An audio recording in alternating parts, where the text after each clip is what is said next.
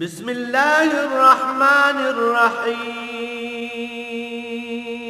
الرحمن علم القرآن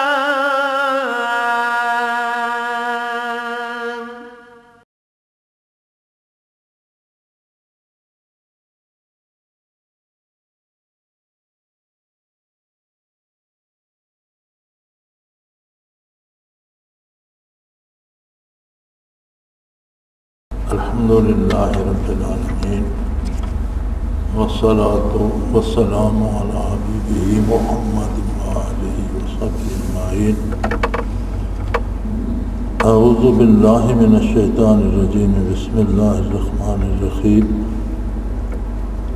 سماعون للكذب أكالون للصوت فإن جاءوك فاحكم بينهم أو أعرض عنهم وَإِن تُعْرِضْ عَنْهُمْ فَلَنْ يَضُرُّوكَ شَيْئًا وَإِنْ حَكَمْتَ فَاحْكُمْ بَيْنَهُمْ بِالْقِسْطِ إِنَّ اللَّهَ يُحِبُّ الْمُقْسِطِينَ.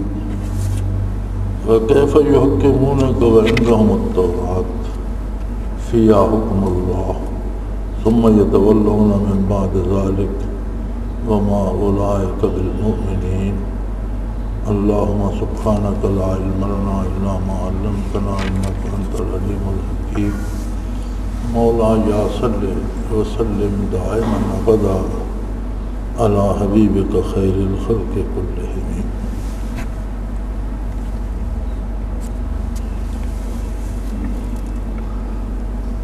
یہود کا تذکرہ پہلی آیات میں چل رہا تھا اور اللہ کریم نے ان کی غلط روش اور بدعمالیوں کا ذکر کر کے فرمایا کہ ان برائیوں کی وجہ سے اللہ کریم ان کے دلوں کو پاک کرنا نہیں چاہتے، اور جب دل پاکیزہ نہیں ہوتے، جب دلوں پہ ظلمت چھا جاتی ہے، ناپاکی چھا جاتی ہے، تو لہم فی الدنیا خزی وَلَهُمْ فِي الْآخِرَةِ عَذَابٌ عَلِيمٌ. تو ایسے لوگ دنیا میں بھی ذلت کا شکار ہوتے ہیں، ذلیل ہوتے ہیں، اور آخرت میں بہت بڑے عذاب سے دوچار ہوں گے.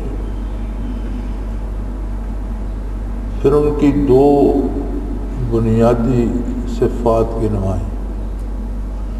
فرمایا یہ یہود جو ہیں، ایک بات تو یہ ہے کہ سماعون للکذب، یہ جھوٹ اور غلط باتیں سننے کے عادی ہیں. یعنی بہت بڑا جرم جو اللہ کے نزدیک یہودیوں کا تھا وہ یہ تھا کہ یہ جھوٹی باتیں سننے کے عادی ہیں. اور یہ بڑی عجیب بات ہے، عجیب انسانی مزاج ہے کہ سب سے بڑا جھوٹ جو ہر بندے کو پسند ہوتا ہے وہ ہوتا ہے کہ جو کمال اس میں نہیں ہے اس بات میں اس کی تعریف کی جائے، تو ہر بندے کو پسند آتی ہے. اسلام میں بنیاد اس بات پر ہے کہ بندہ خود اپنی حیثیت کے بارے میں کسی غلط فہمی کا شکار نہ ہو، بلکہ بنیادی طور پر اس کا عقیدہ ہو کہ عظمت اللہ کے لیے ہے. میں بندہ ہوں، عام آدمی ہے وہ بھی بندہ ہے، سرکاری عہدیدار ہے وہ بھی بندہ ہے، وزیر ہے، امیر ہے، صدر ہے، وہ بھی بندہ ہے. بحیثیت بندہ ہونے کے اسے اپنی حیثیت کا احساس رہے کہ میں بندہ ہوں، مجھے زندگی ملی ہے تو موت بھی آئے گی اور کل محاسبہ ہوگا، اللہ کریم کو روبرو حساب دینا ہے. لیکن سماعون للکذب، جھوٹی تعریف پہ بہت خوش ہوتے ہیں، دنیاوی امور میں بھی جھوٹ سننا پسند کرتے ہیں. اکالون للسحت، اور حرام کھاتے ہیں. سحت کی تعریف جو علماء تفسیر نے فرمائی ہے وہ یہ ہے کہ جو آدمی کسی امر پر ملازم ہو اور اس کی اسے تنخواہ یا اجرت ملتی ہو، وہ کام کرنے کے لیے کسی سے پیسے بھی لے تو وہ سود ہوگا۔ کام جائز ہے، اسے کرنا چاہیے، اور جو اسے تنخواہ ملتی ہے اسی کام کی ملتی ہے، اس تنخواہ میں اسے وہ کام کرنا چاہیے، لیکن وہ تنخواہ بھی حکومت سے یا سرکار سے لے لیتا ہے اور جس کا کام کرتا ہے اس سے بھی پیسے لیتا ہے، تو یہ سود ہوگا۔ کام جائز ہو لیکن وہ پیسے لیے بغیر نہ کرے تو یہ سود ہوگا اور حرام ہوگا۔ اور اگر کام ہی غلط کرواتا ہے کوئی اور وہ پیسے دے کے کرواتا ہے تو کرنے والا اور دینے والا دونوں، الراشی والمرتشی، رشوت دینے والا اور رشوت لینے والا، دونوں کے لیے نبی کریم صلی اللہ علیہ وآلہ وسلم کا ارشاد ہے کہ دونوں جہنمی ہیں۔ رشوت وہ ہوتی ہے کہ ہم کوئی جو ہمارا حق نہیں بنتا وہ لینا چاہتے ہیں پیسے دے کر، اور اگلا پیسے لے کر ہمیں وہ چیز دے دیتا ہے تو وہ رشوت ہوگی۔ دینے والا اور لینے والا اس گناہ میں برابر کے شریک ہیں۔ لیکن ایک بندے کا حق بنتا ہے، اب اس نے کام تو سرکاری اداروں سے کرانا ہے، وہ جائز ہے، لیکن وہ نہیں کرتے جب تک انہیں پیسے نہ دیے جائیں تو وہ سود ہوتا ہے، وہ لینے والے کے لیے حرام ہے اور دینے والے کے لیے ایسا ہے جیسا کسی ڈاکو نے اس سے پیسے چھین لیے۔ تو ان میں دنیا ہیں، ایک تو یہ جھوٹ بہت سنتے ہیں۔ اگر جھوٹ سننا اتنا ناپسندیدہ ہے بارگاہ الہی میں اور دل سے آ کر دیتا ہے تو جھوٹ بولنا کتنا بڑا جرم ہوگا۔ اگر صرف جھوٹ سننا جرم ہے تو جھوٹ بولنا کتنا بڑا جرم ہوگا۔ اور حضور صلی اللہ علیہ وسلم کا ارشاد گرامی ہے کہ کسی بندے کے جھوٹا ہونے کے لیے اتنا ہی کافی ہے کہ جو بات سنے وہی آگے پہنچا دے، تحقیق نہ کرے کہ یہ بات غلط ہے یا صحیح ہے، ہر سنی سنائی بات آگے بیان کرنا ہی جھوٹا ہونے کے لیے کافی ہے۔ اکالون للسحت، اور حرام کھاتے ہیں، ناجائز پیسے لیتے ہیں۔ اب اگر یہ لوگ فین جاؤ کا آپ صلی اللہ علیہ وسلم کی بارگاہ میں آ جائیں، یہودیوں کا آپس میں ایک تنازع تھا، کسی امیر زادے سے جرم ہو گیا، وہ اسے سزا سے بچانا چاہتے تھے، اب ان کے پاس اور کوئی چارہ نہیں تھا، تو انہوں نے کہا ایک ہیلا کرتے ہیں، یہ مقدمہ حضور صلی اللہ علیہ وسلم کی خدمت میں لے جاتے ہیں اور باتیں شاتیں بنا کر اور جھوٹ بول کر جھوٹی گواہیاں دے کر ان سے فیصلہ لے لیں۔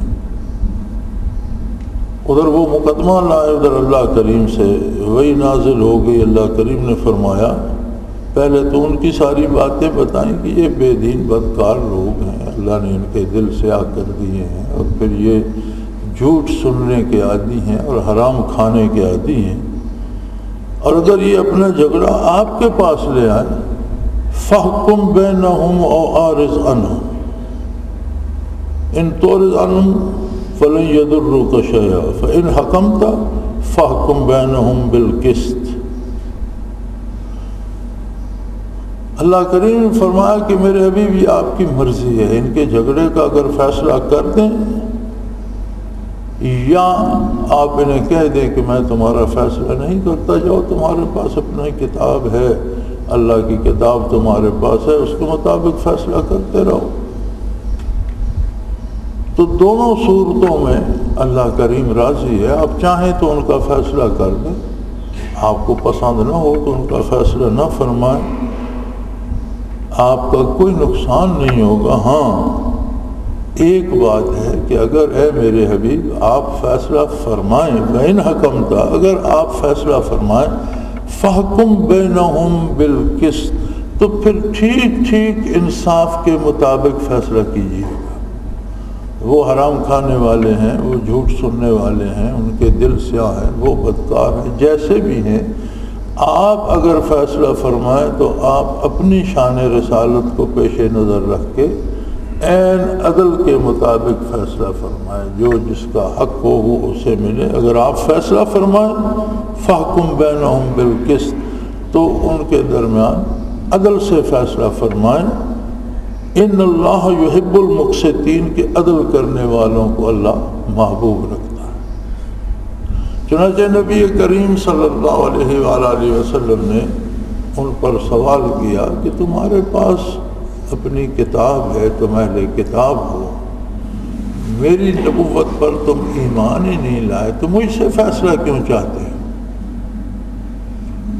انہوں نے کہا جی ہماری کتاب میں اس طرح کے جھگڑے کی کوئی بات نہیں ہے۔ آپ صلی اللہ علیہ وسلم نے فرمایا اپنے کسی عالم کو بلاؤ۔ غالباً اگر مجھے صحیح یاد ہے تو سوریہ نام کا عالم تھا، اسے بلوایا گیا۔ حضور اکرم صلی اللہ علیہ وسلم نے اس پر سوال فرمایا کہ اس جھگڑے کا، اس تنازع کا یا اس جرم کا تمہارے پاس کتاب ہے اللہ کی، اس میں فیصلہ کیا ہے؟ اس نے کہا یہ بڑا سخت فیصلہ ہے، وہ تو مجرم کو سخت سزا ملے گی۔ تو آپ نے فرمایا پھر اپنی کتاب کے مطابق فیصلہ کرو، پھر میرے پاس کیوں آئے ہو؟ اللہ کریم نے بھی ارشاد فرمایا وَكَيْفَ يُحَكِّمُونَكَ وَعِندَهُمُ التَّوْرَاةُ، جب ان کے پاس تورات ہے تو پھر آپ کے پاس فیصلہ لینے کیوں آئے؟ آپ کی نبوت و رسالت پر تو ان کا ایمان ہی نہیں ہے، تو جس کتاب پہ ان کا ایمان ہے کہ آسمانی کتاب ہے، اس سے فیصلہ کیوں نہیں لیتے؟ فِيهَا حُکْمُ اللَّهِ، اس میں اللہ کے احکام موجود ہیں، تمام آسمانی کتابوں میں اللہ کے احکام تو موجود ہیں۔ تو جب آپ پر ایمان ہی نہیں لائے تو ان کو فیصلہ اپنی کتاب سے لینا چاہیے۔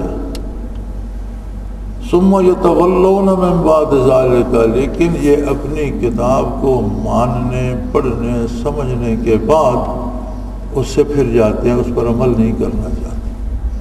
یہ اس فیصلے سے بچنے کے لیے اور جھوٹ بول کر آپ سے اپنے حق میں فیصلہ لینے کے لیے یہ سارا کر رہے ہیں اور یہ تکلف کر رہے ہیں۔ فرمایا وَمَا أُولَئِكَ بِالْمُؤْمِنِينَ، یہ سرے سے ایماندار ہیں ہی نہیں۔ اپنی کتاب کو بھی زبانی کہتے ہیں ہم نے مانا ہے، عملاً اس پر جب عمل نہیں کرتے، اس کے فیصلے نہیں مانتے، تو یہ اہل کتاب نہیں ہے۔ اب اسی اصول کو مد نظر رکھ کر آپ دیکھیں کہ جو مسلمان دعوی اسلام تو رکھتا ہے لیکن فیصلے قرآن کے مطابق نہیں کرتا یا قرآن کے فیصلوں کو قبول نہیں کرتا، اس پر بھی یہی صادق آئے گا وَمَا أُولَئِكَ بِالْمُؤْمِنِينَ، ایسا شخص ایماندار نہیں ہو سکتا۔ ہم اپنی زندگی کو دیکھیں تو ہماری زندگی کے دو رخ ہیں، دو پہلو ہیں فیصلوں کے معاملے میں۔ ایک فیصلہ تو وہ ہے جو ہمارے بس میں نہیں ہے، حکومت یا حکومتی ادارے کرتے ہیں،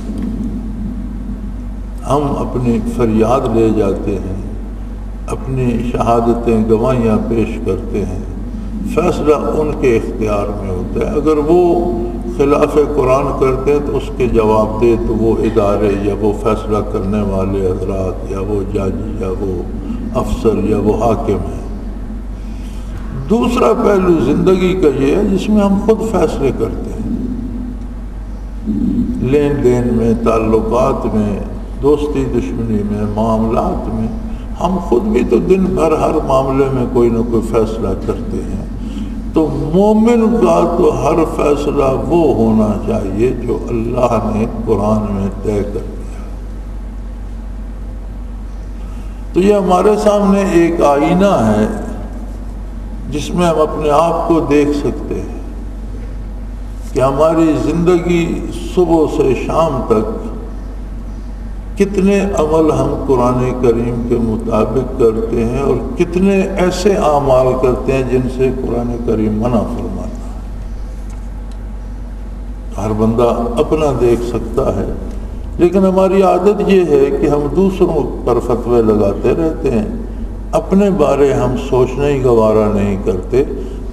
حق یہ ہے کہ دوسروں کا جواب ہم نے نہیں دینا، ہم سے ہمارے بارے پوچھا جائے گا، ہمیں اپنا جواب دینا ہے، اپنے کردار، اپنے عمل، اپنی سوچ، اپنی فکر، اپنے یقین، اپنے ایمان کی ہم سے باز پرس ہوگی، دوسروں کی باز پرس ہم سے نہیں ہوگی۔ سو فرمایا اگر یہ اپنی کتاب جس کو یہ آسمانی کتاب مانتے ہیں اس پر عمل نہیں کرتے اور اسے سمجھنے کے بعد اس سے منہ پھیر لیتے ہیں اور فیصلے اس کے خلاف کرتے ہیں، تو پھر یہ مومن ہی نہیں ہے، پھر یہ آپ کی بارگاہ میں کیوں آئے؟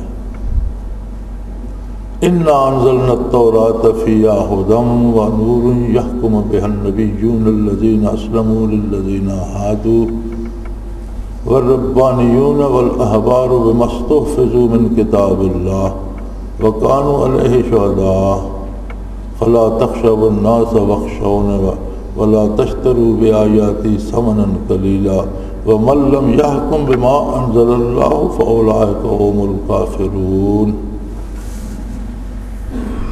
الا اللہ،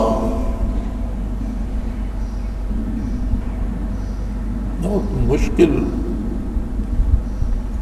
اور بہت تکلیف دہ بات ہے کہ ہماری زندگی اللہ ہمیں معاف کرے بالکل ہی قرآن اور اسلام سے دور جاتی ہے۔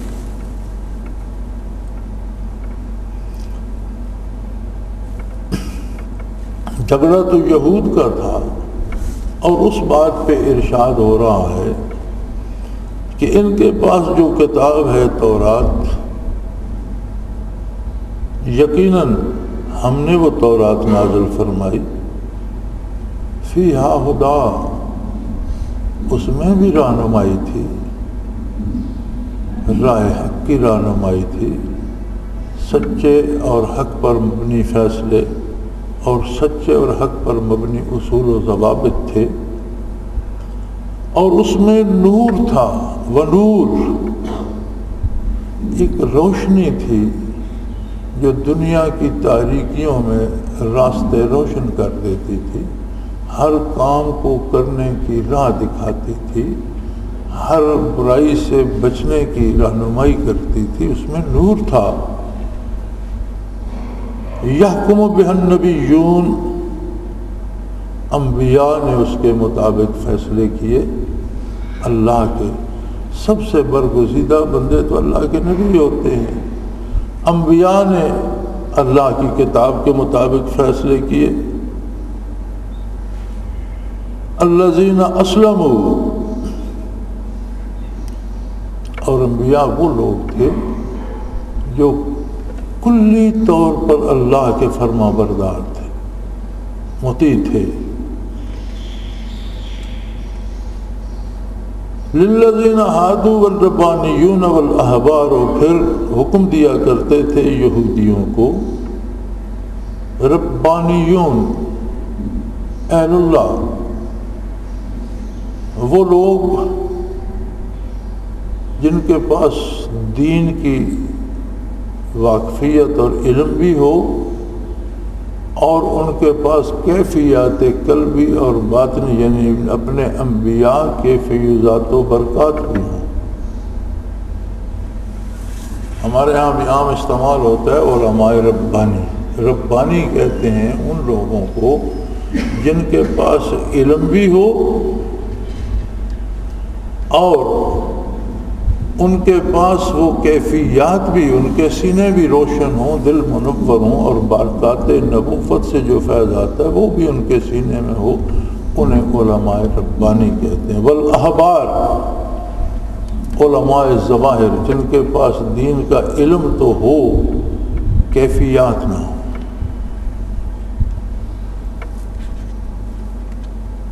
بما استحفظوا من کتاب اللہ، خواہ علماء ظواہر تھے یا علماء ربانی تھے، اللہ کے رسولوں نے، اللہ کے نبیوں نے، انبیاء نے جو کلی طور پر اللہ کے مطیع تھے، انہیں علماء ربانی کو بھی حکم دیا اور علماء ظواہر کو بھی حکم دیا کہ کتاب الہی کی حفاظت کریں. کتاب الہی کی حفاظت یہ ہوگی، یہ پہلی کتابوں کے لیے وہ حفاظت الہیہ نہیں تھی جو قرآن کریم کو حاصل ہے. سو انہیں حکم دیا گیا کہ کتاب کی حفاظت کریں، یعنی الفاظ کی بھی حفاظت کریں، مفاہیم کی بھی حفاظت کریں، اور اس پر عمل کر کے اس کے احکام کا اتباع کر کے اس کی حفاظت کا حق ادا کریں. قرآن کریم چونکہ آخری کتاب تھی اللہ کی، پہلی کتابوں میں اگر کسی نے تعریف کی، رد و بدل کیا، پھر بعد میں کتاب آ گئی اور وہ تصحیح ہو گئی. قرآن کے بعد تو کوئی کتاب آنے والی نہیں تھی.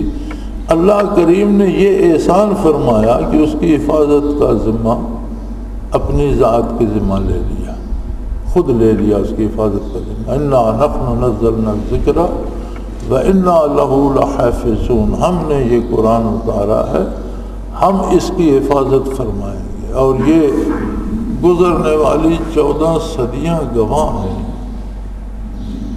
کہ جو قرآن محمد الرسول اللہ صلی اللہ علیہ وسلم نے پڑھایا، لکھایا، سمجھایا، عطا فرمایا، اس میں سے آج تک کوئی زیر زبر ایک نقطہ تک تبدیلی نہیں ہو سکی اور نہ قیامت تک ہو سکے گی، کیونکہ اسے حفاظت الہیہ حاصل ہے. پہلی کتابوں کی حفاظت کا ذمہ علماء ربانیین اور اہل علم پر تھا. علماء ربانیین تو وہ لوگ ہوتے ہیں جو بددیانتی نہیں کرتے، لیکن علماء ظواہر جن کے پاس صرف ظاہر کا علم ہو اور کیفیات نہ ہوں، ان سے کوتاہیاں ہو جاتی ہیں. دنیاوی لالچ میں آ کر، پیسے کے لالچ میں آ کر، اقتدار کے لالچ میں آ کر احکام بدل دیے. تو فرمایا وَقَانُوا عَلَيْهِ شُهَدَاءَ، اور ان علماء نے، علماء ربانی نے، علماء ظواہر نے بھی اس کا اقرار بھی کیا، گواہی بھی دی کہ ہم ایسا ہی کریں گے. لیکن بات یہ تھی، فرمایا فَلَا تَخْشَوُا النَّاسَ، ایسا نہ ہو کہ لوگوں سے ڈر کر میرے احکام بدل دو. لوگوں سے نہ ڈرو، وَاخْشَوْنِ، اللہ کی عظمت سے ڈرو. یہ کیا بات ہوئی کہ بندوں کو خوش کرنے کے لیے اللہ کا حکم بدل دیا؟ تو کیا تمہارے نزدیک بندوں کی حیثیت اور عظمت اللہ کی عظمت سے زیادہ ہے؟ کل فرد حشر میں تمہیں جواب لوگوں کے سامنے دینا ہے یا اللہ کریم کے سامنے؟ لہذا پیسے لے کر یا کسی کے روب میں آ کر غلط فتوے مت دو. لا تشتروا بآیاتی ثمنا قلیلا، اور دنیا کا معمولی فائدہ میری آیات بیچ کر مت اٹھاؤ.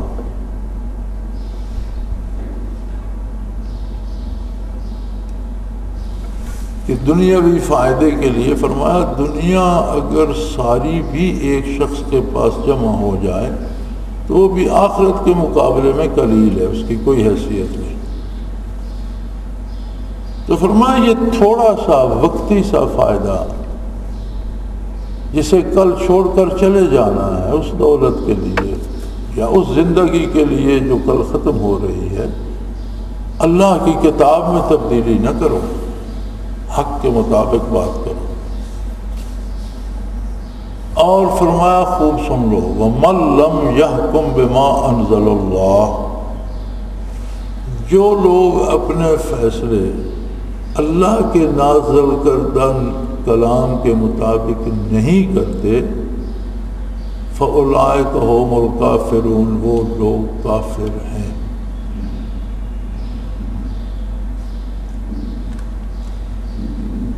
ہمیں ہماری ساری امیدیں ایک بات سے وابستہ ہیں کہ ہمارے نبی آقا نامدار حضرت محمد الرسول اللہ صلی اللہ علیہ وسلم شافع محشر ہیں، آخرت میں، قبر میں، برزخ میں، میدان حشر میں آپ صلی اللہ علیہ وسلم کی شفاعت ہمارے کام آئے گی، اللہ کریم ہمیں معاف فرما دے گا، ہم بخشے جائیں گے۔ یہ امید ہر اس بندے کے دل میں ہے جسے مسلمان ہونے کا دعویٰ ہے۔ ہوں گے کچھ ایسے لوگ بھی جنہیں اپنے اعمال پہ ناز ہوگا کہ میں بڑا نیک ہوں، بڑا پارسا ہوں، بخشا جاؤں گا، ایسے بھی ہوں گے، لیکن اکثریت ایسے ہی لوگوں کی ہے جنہیں اپنی کمزوریوں کا احساس ہے، اپنی خطاؤں کا احساس ہے، لیکن ایک امید ہے اللہ کی بخشش کی کہ اکثر ہم نبی کریم صلی اللہ علیہ وسلم کی، خاتم النبیین کی، امام الانبیاء صلی اللہ علیہ وسلم کی امت ہیں، آپ شافع محشر ہیں، اور انشاءاللہ آپ کی شفاعت سے ہماری بخشش ہو جائے گی۔ لیکن شفاعت کے لیے ایمان تو شرط ہے۔ اب اللہ کریم بات تو یہودیوں سے کر رہے تھے کہ یہ کتاب میں مسخ کر دیتے ہیں، انہیں چاہیے تھا کہ جو نبیوں نے انہیں سبق دیا، درس دیا، اس پہ قائم رہتے، کتاب اللہ کی حفاظت کرتے، اس کے احکام کے مطابق فیصلے کرتے، لیکن ایسا یہ نہیں کر پائے۔ تو پھر یہ ساری بات کر کے آگے ایک اصول بیان فرما دیا جو صرف ان کے لیے نہیں، قیامت تک کے لیے ہے۔ ایک قانون بنوا دیا، وَمَن لَّمْ يَحْكُم بِمَا أَنزَلَ اللَّهُ، کہ وہ لوگ جو اللہ کے نازل کردہ آئین و دستور کے مطابق فیصلے نہیں کرتے، فَأُولَٰئِكَ هُمُ الْكَافِرُونَ، وہ لوگ کافر ہیں۔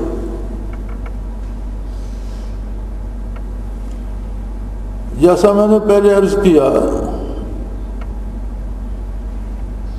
کہ لوگ کرتے رہتے ہیں کوشش، شور بھی، آواز بھی، کہ ہمارے فیصلے شریعت کے مطابق ہوں۔ وہ ایک چلتا رہتا ہے حکومت کے لوگوں کے درمیان، وہ ایک الگ بات ہے، لیکن عملاً ہمارے ملک میں کوئی قانون درست کیا نہیں گیا، نہ کوئی نیا قانون اسلامی بنایا گیا ہے، بلکہ تقسیم ملک کے بعد سے جو قوانین، جو ضابطے انگریز سے ہمیں وراثت میں ملے، ابھی تک وہی نظام، وہی ضابطے، وہی عدلیہ، وہی معیشت، وہی سارا نظام حیات چل رہا ہے، اور اسی کو چلانے پہ ہمارے ارباب اقتدار مصر ہیں۔ ابھی تک ان کا یہی سارا زور اسی پر ہے کہ یہی نظام چلتا رہے۔ کیوں حکومتوں کو، حکمرانوں کو وہ نظام اتنا کیوں پسند ہے؟ آخر کوئی تو وجہ ہوگی۔ اور جب سارے حکمران بھی اسلام کا دعویٰ رکھتے ہیں، ارباب اقتدار و اختیار بھی، اسمبلیوں میں بیٹھے قانون بنانے والے لوگ بھی، سب، بعض نے داڑیاں بھی رکھی ہوئی ہیں، نمازیں بھی پڑھ لیتے ہیں، روزے بھی رکھتے ہیں، اس میں علماء بھی شامل ہیں، اچھے صاحب علم اور بڑے پڑھے لکھے لوگ ہیں، لیکن اس نظام سے باہر کیوں نہیں نکلتے؟ اس نظام کی ایک خصوصیت ہے۔ انگریز نے یہ ملک جسے آپ بر صغیر کہتے ہیں، یہ فتح کیا تھا۔ کیسے کیا؟ جھوٹ بول کر کیا، دھوکہ دے کر کیا، بہادری سے کیا، چالاکی سے کیا، یہ الگ بحث ہے، لیکن اس بات میں کوئی شبہ نہیں کہ بنگال سے لے کر کابل تک یہ، اور ہمالیہ سے دکن تک، یہ جو بر صغیر ہے، اس سارے کو انگریز نے فتح کیا۔ اب یہ جتنی مخلوق یہاں بستی تھی، مسلمان بھی، ہندو بھی، سکھ، عیسائی، دوسرے مذاہب بھی، جو اس بر صغیر کے رہنے والے تھے، وہ غلام قرار پائے اور انگریز آقا بن گئے۔ یہ مفتوح تھے، وہ مالک تھے، ہم سب، ہمارے باپ دادا غلام تھے۔ انہوں نے اس غلام ملک کے لیے قانون وضع کیے، دستور بنائے، نظام سلطنت بنایا، اس کی بڑی خوبی یہ تھی کہ محنت ساری غلام کے حصے میں آئے، لیکن اس سے جو حاصل ہو وہ آقا کو ملے۔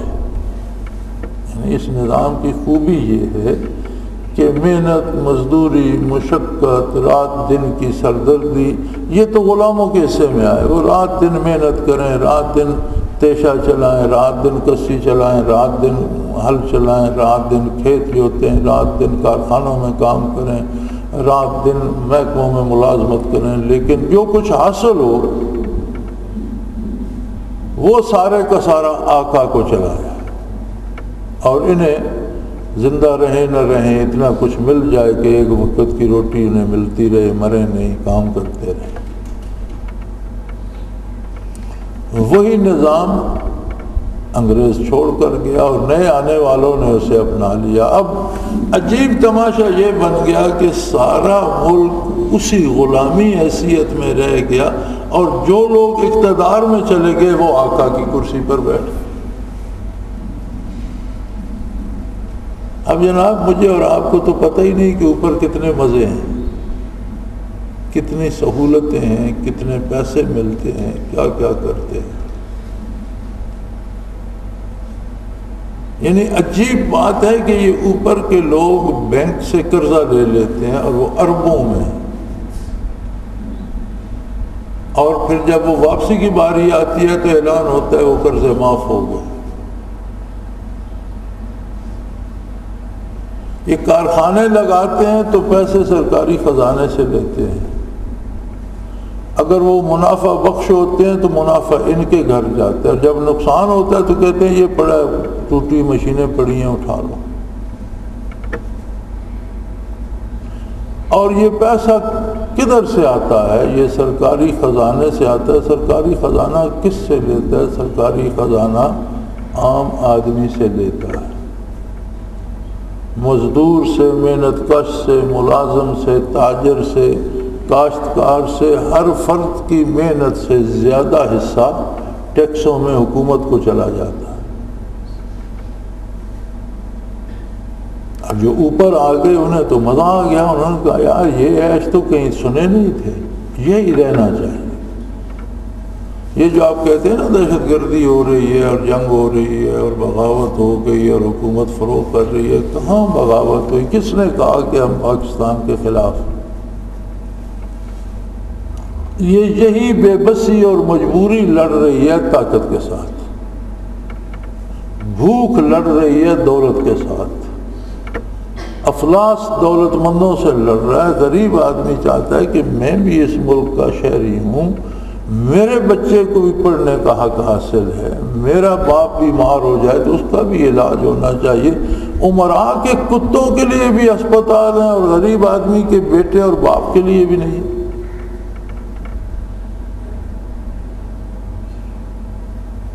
تو لڑائی کا طریقہ غلط ہے، بندے مارنے کا طریقہ غلط ہے، اور کسی کو کسی کی جان لینے کا حق نہیں ہے۔ لڑنے والے جو ملک کی حکومت کے خلاف لڑ رہے ہیں وہ حق پر نہیں ہیں، وہ غلط کر رہے ہیں، ہم اس کی مذمت کرتے ہیں، لیکن اس کا علاج گولی نہیں ہے۔ حکومت گولیاں مارتی رہی، جنگ ختم نہیں ہوگی جب تک عام آدمی کو بھی کھانے کو نہیں دیا جائے گا، جب تک انصاف نہیں کیا جائے گا، جب تک عدل نہیں کیا جائے گا، جب تک غریب کا بچہ بھی اپنا حق نہیں پائے گا، اس کے بیمار کو بھی علاج میسر نہیں آئے گا۔ اب لوگوں میں یہ احساس ہو گیا ہے، دنیا ایک ہو گئی ہے، رات دن پوری دنیا کے لوگوں کو دیکھتے ہیں کس کس ملک میں کیا کیا سہولتیں ہیں۔ اب یہاں تو انہیں یہ ضد ہے کہ شریعت نافذ نہ ہو، اور اس کے ساتھ دعوی اسلام بھی ہے۔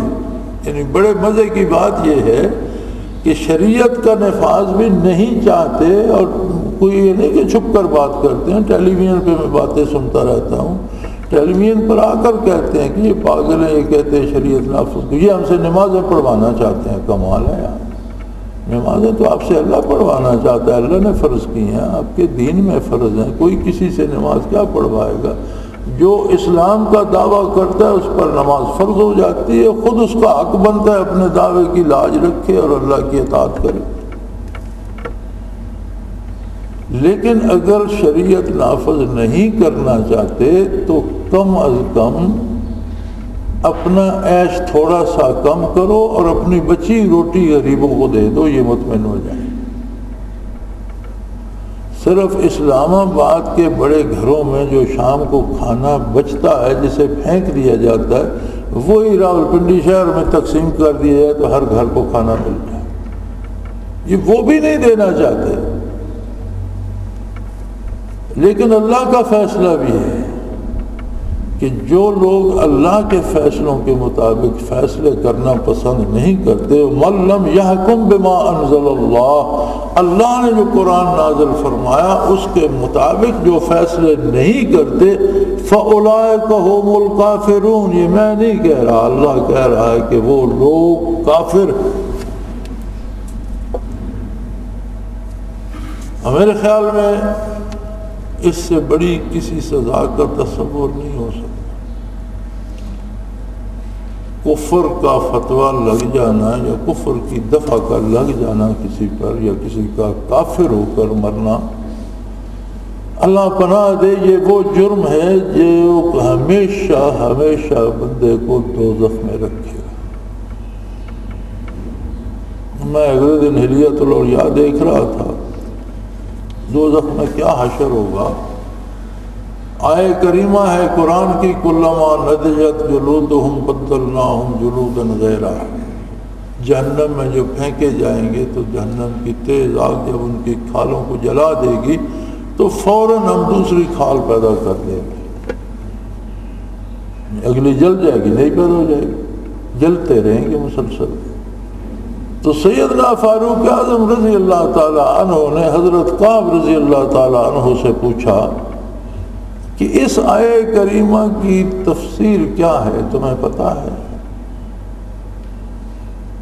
انہوں نے عرض کی، امیر المومنین، میں نے مسلمان ہونے سے، اسلام قبول کرنے سے پہلے اس کی تشریح کسی سے سنی تھی۔ حضرت فاروق اعظم رضی اللہ تعالیٰ عنہ نے فرمایا کہ تم وہ سناؤ، میں نے خود رسول اللہ صلی اللہ علیہ وسلم سے اس کی تشریح سنی ہے، اگر اس کے مطابق ہوگی تو میں تمہاری بات کی تصدیق کروں گا، اور اگر تمہاری بات اس کے مطابق نہ ہوگی تو میں تمہیں سمجھا دوں گا کہ اس کی تشریح یہ ہے۔ انہوں نے عرض کیا، جی میں نے یہ سنا تھا کہ ایک لمحے میں دوزخ کی آگ اتنی تیز ہوگی کہ اس کی کھال ایک لمحے میں 120 دفعہ بدل جائے گی۔ سیدنا فاروق رضی اللہ عنہ نے فرمایا کہ تم نے ٹھیک سنا تھا، میں نے یہی بات آقا نامدار صلی اللہ علیہ وسلم سے سنی۔ کافر ہو جانا کوئی معمولی بات نہیں ہے، صرف عذاب کے، کافر کے عذاب کا صرف ایک پہلو کہ جہنم میں رہنے والے جو بے شمار عذاب ہوں گے انہیں چھوڑ دیں، صرف آگ میں رہنے کا یہ ایک عذاب کہ ایک لمحے میں 120 دفعہ کھال بدل جائے، جلتی جائے گی، بنتی جائے گی، جلتی جائے گی، بنتی جائے گی۔ اور یہاں اللہ فرما رہا ہے کہ جو میں نے نازل کیا ہے قرآن پاک، اور اس میں جو نظام اور جو فیصلے نازل کیے ہیں، جو ان کے مطابق فیصلے نہیں کرتا، وَمَن لَّمْ يَحْكُم بِمَا أَنزَلَ اللَّهُ، جو اللہ کے نازل کیے ہوئے کے مطابق فیصلے نہیں کرتا، فَأُولَٰئِكَ هُمُ الْكَافِرُونَ، ایسے لوگ کافر ہیں۔ میں نہیں کسی کو کافر کہتا، نہ آپ کسی کو کافر کہتے، لیکن مجھے بھی اور آپ کو بھی، حکمرانوں کو بھی، عوام کو بھی اپنے فیصلوں پہ یہ سوچنا تو چاہیے کہ ہمارے فیصلے کیا قرآن کے مطابق ہیں۔ صرف حکومت فیصلے نہیں کرتی، دن نمبر ہم بھی تو فیصلے کرتے ہیں، معاملات کے، لین دین کے، تعلقات کے، دوستی دشمنی کے، بچوں کے ساتھ، اولاد کے ساتھ، گھر والوں کے ساتھ، رشتہ داروں کے ساتھ۔ تو کیا ہمارے جو فیصلے ہم کرتے ہیں وہ قرآن کے مطابق ہیں؟ اگر کوئی قرآن کے فیصلوں کو پسند ہی نہیں کرتا، ایک تو ہوتا ہے غلطی ہو گئی اس کے خلاف ہو گیا تو کم از کم تلاش تو کرے، میں نے جو کہا ہے یہ غلط ہے، سے غلط ہو تو توبہ کرے، اصلاح کرے۔ اگر اپنی انا پہ اڑ جائے تو فرمایا یہ لوگ کافر ہیں، پھر وہ مسلمان نہیں ہے۔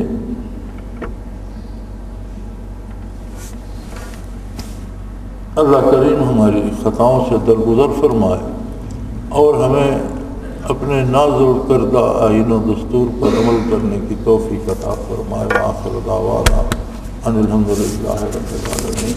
اللہ اللہ اللہ اللہ اللہ اللہ اللہ اللہ۔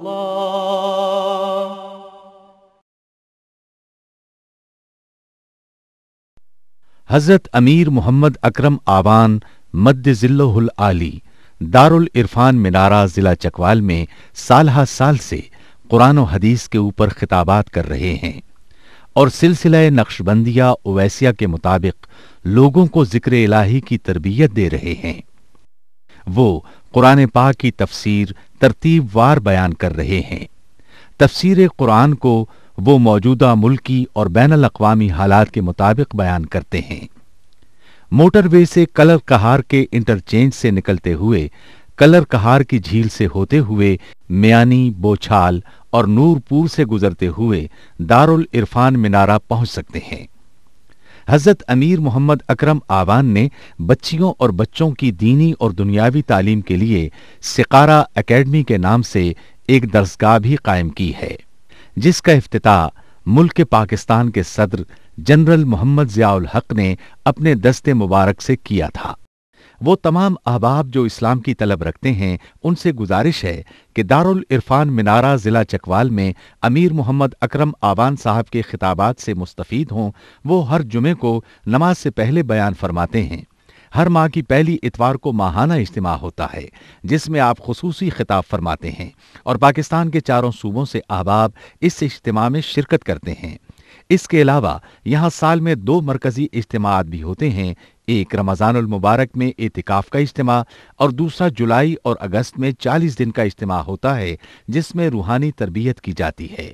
اپنا خون سیماب دے کر اتنا ہم کر جائیں گے، نام آقا کا چمن میں پھر رقم کر جائیں گے۔